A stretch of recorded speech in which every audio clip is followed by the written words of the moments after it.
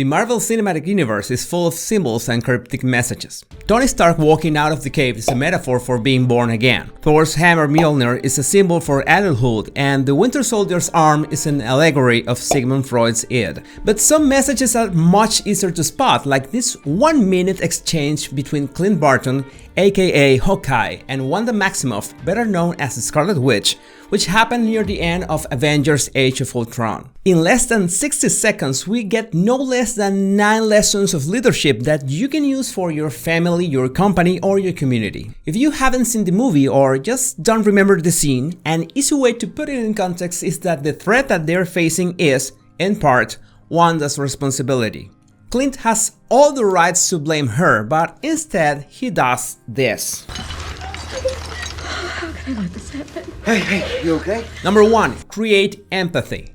They are both crouching, so they are not seen by Ultron's army. But he gets closer, faces her directly, and first of all, makes sure that she's alright. Being a leader doesn't mean that you'll remain distant at the other side of the desk. When it comes to build an empathy bridge, you should sit beside them and make sure they understand that you want them to be okay. A good leader can inspire respect while being kind. Number 2. Put responsibilities on hold. It's true that everyone must be accountable for their actions, but when there's an emergency, pointing fingers will not help solve the problem. This is all our fault. Hey, look at me. It's your fault. It's everyone's fault. Who cares? Wanda starts to blame herself and he stops her.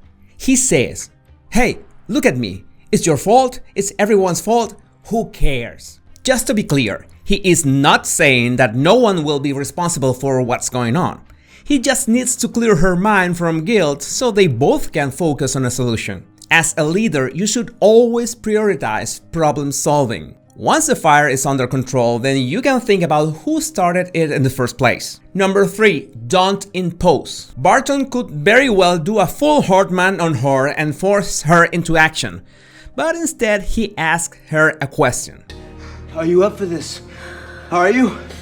Are you up for this? Are you? The thing here is that Wanda still feels guilty, so even if she doesn't say anything, she will agree to act. And this is a leadership mind trick. You don't impose an action, but use the person's feelings so they make the decision to act. That way you're enabling them, making them feel that the outcome also lays in their hands. And people who act upon their own decisions will require less external motivation. Also, when you let people make their own decisions, you're showing that you trust them. And trust is the lifeblood of leadership. Number 4. Put things in context. People need to know what's at stake. Make sure you describe the situation as simple as possible. Okay, look, the city is flying. We're fighting an army of robots. In this case, it's a bit over the top. Hawkeye says, "Okay, look, the city is flying and we're fighting an army of robots." So it's not a whim or a caprice. It's the circumstances that demand action. This is another resource that you can tap as a leader to get people off their own minds and have a clearer picture of what's going on. Number 5. Assume your own vulnerability. A common misconception about leadership is that a good leader always has all the answers. Wrong. This is unrealistic, and that's why good leaders try to surround themselves with people that can help them make sound decisions. But the first step is recognize and accept our own limitations. And I have a bow and arrow. None of this makes sense. That's why he says, "We're fighting an army and I have a bow and arrows." This way Barton presents himself as human, and that's the best way to connect with people, to show that we all have flaws and limitations. Despite that, we're in this together, and that helps a lot with the bonding of your team. Number 6. Point the call to action towards yourself. A strong leader is never afraid of going headfirst into the battlefield. It shows skin in the game, and that's crucial to inspire people into taking action. But you can also use this fact as a psychological strategy. Clint says these words. But I'm going back out there because it's my job. Okay. I'm going back out there because it's my job, okay? Again, he is not imposing. He is just saying what he's going to do.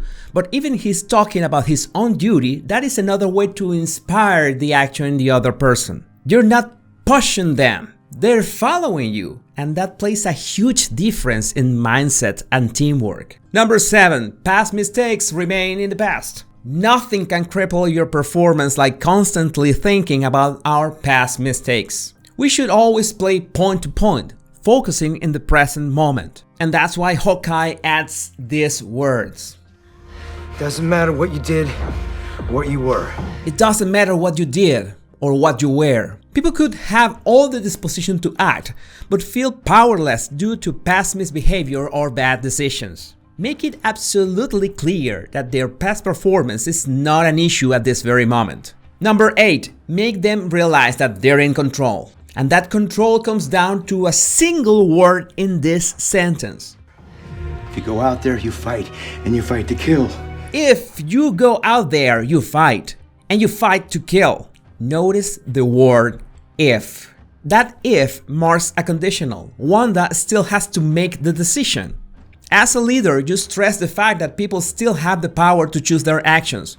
But of course, by this point you have already primed them into doing the right thing. Empowering them to make those decisions communicates that you trust them and boosts their morale. Also, Barton saying that she fight to kill means that when the decision is made, she must go all in, all the way, take no prisoners. Number 9. Seal your trust in them. For solid teamwork, people shouldn't feel as another cog in the machine. Everyone needs to feel that their work has real impact, and that's why organization structure should be as flat as possible. But an easier way to foster this into your team's culture is making them know that when the time comes, every one of them is important.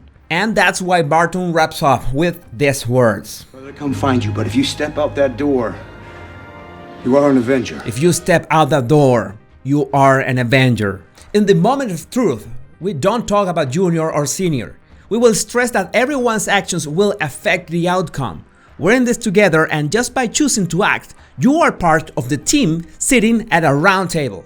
Well, not bad for a man with a bow and arrow, right? I must say that I've always been fascinated by these golden nuggets hidden in pop culture. I'll be unearthing them in more videos, such as 12 life lessons straight from Breaking Bad. What makes Raymond Reddington so good at storytelling, and the hidden lesson that Avatar and Pocahontas teach about entrepreneurship.